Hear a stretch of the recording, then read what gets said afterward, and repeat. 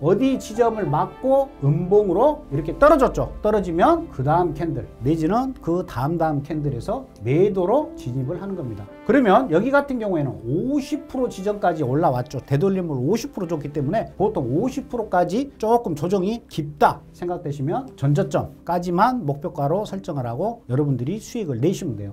안녕하십니까. 차트의 진심인 남자 라만산성 인사드리겠습니다. 많은 해외 선물 초보자 분들께서 피보나치에 대해서 좀 더 쉽고 간략하게 좀 설명을 좀 해주라는 문의가 쇄도를 해서 이번 강의는 피보나치에 대해서 좀 더 쉽게 그 다음에 좀 간단하게 여러분들한테 설명드리는 그런 강의를 준비를 하였습니다. 구독과 좋아요, 알림 설정 부탁드리겠습니다.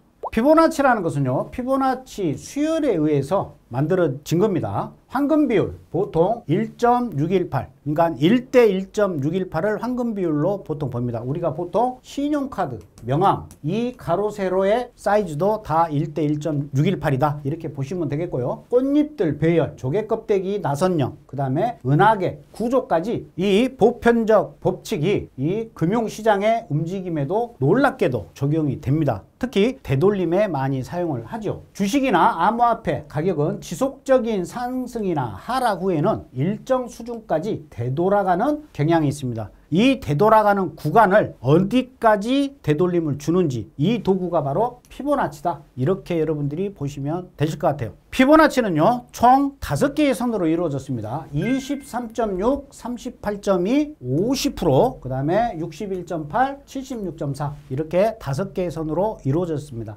23.6은 약한 되돌림, 강한 추세에서 자주 관찰된다. 엄청 빨리 진행이 되고 있어. 조정이 그만큼 짧죠. 이게 23.6이다. 38.2 중간 되돌림 수준, 보통 조정 단계가 38.2입니다. 심리적 중간 상태, 중심선이라고도 하죠. 거기가 50%, 말 그대로 정확하게 50%니까 중심선이다. 그리고 61.8 가장 강력한 레벨이다. 이렇게 보시면 됩니다. 그리고 76.4는 되돌림이 엄청 깊죠. 그러니까 추세가 올라갔다가 거의 이 저점 부근까지 내려온 겁니다. 이런 경우에는 되돌림이라고 보기보다는 추세가 이제 하락으로 바뀔 수가 있다. 이렇게 판단을 하는 거예요. 76.4는 마지노선이다. 이렇게 보시면 돼요. 그래서 이 피보나치 또 간단하게 보시면 23.6 요거 2개 더하면 얼마입니까? 100이죠. 38.2와 68.2 이거 2개 더하면 100이죠. 50은 지 혼자니까 곱하기 2 하면 100이죠.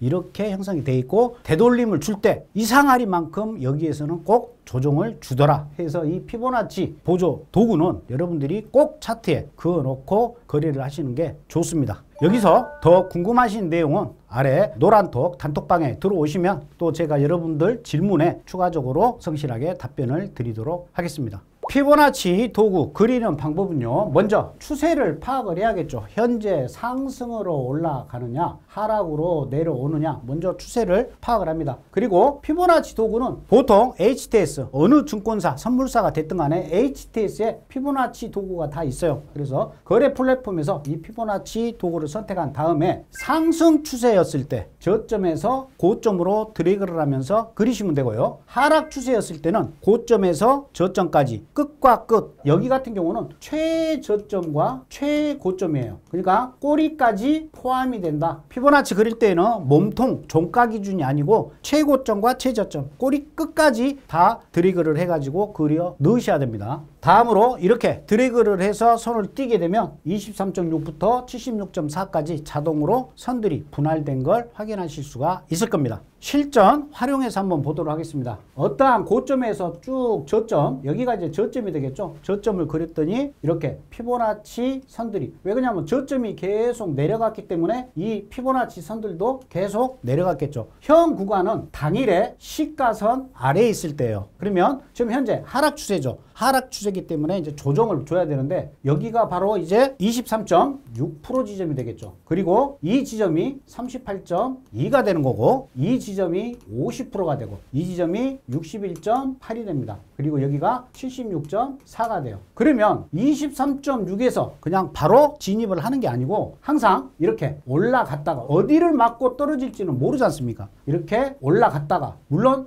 여기서 들어갔으면 더 많이 먹을 수가 있겠죠. 하지만 우리는 리스크 리스크를 걱정을 해야 되니까 어디 지점을 맞고 음봉으로 이렇게 떨어졌죠. 떨어지면 그 다음 캔들 내지는 그 다음 캔들에서 매도로 진입을 하는 겁니다. 그러면 여기 같은 경우에는 50% 지점까지 올라왔죠. 되돌림을 50% 줬기 때문에 보통 50%까지 조금 조정이 깊다 생각되시면 전저점까지만 목표가로 설정을 하고 여러분들이 수익을 내시면 돼요. 만약에 여기서 내가 매도를 들어갔는데 다시 양봉으로 올라왔네? 그러면 다시 본절에 커트하고 나오시면 되는 겁니다. 그래서 이렇게 피보나치 수열에 의해 가지고 매매를 하실 때는 항상 올라갔다가 다시 음봉으로 떨어지는 걸 확인을 하고 그 다음 캔들에서 그 피보나치 선에서 진입을 하시면 안전하게 매매를 하실 수가 있습니다. 이번에는 피보나치 수열에 의해서 상승을 하고 있습니다. 보시게 되면 이 지점에서 계속 저항을 받았죠. 저항을 받다가 이렇게 양봉으로 올랐으면 이 지점이 바로 매수로 여러분들이 대응을 한다. 근데 이 위에 당일에 시가선이 있죠. 그러면 일단 목표가는 어디다? 당일에 시가선에서 일단 청산을 해주는 거예요. 청산을 해주고 기다렸더니 다시 시가까지 온다. 그러면 이 자리가 다시 매수가 되겠죠. 그리고 계속해서 포지션을 유지를 하셔도 되는 겁니다. 보통 피보나치 같은 경우에는 단독으로 사용하시는 것보다는 여러분들이 기존에 쓰시던 어떠한 보조지표하고 같이 사용하면 되겠죠. 저 같은 경우에는 당일 시가선 그리고 NS밴드 이 두 가지 정도 포함을 해서 피보나치를 이용해서 매매를 합니다. 시간대를 우리가 고려를 해야겠죠. 단기 매매, 그러니까 나는 주로 단타로 매매를 한다. 목표 수익을 길게 끌고 가지 않는다 하는 투자자 여러분들께서는 단기 파동만 보셔도 됩니다. 나는 좀 길게 텀을 좀 가져가시는 투자자다 하신 분들은 중장기 파동을 사용하시면 돼요. 그래서 중장기 파동은 보통 60분봉 이상에서 활용을 하는 것이고요. 단기 파동 같은 경우는 5분, 15분,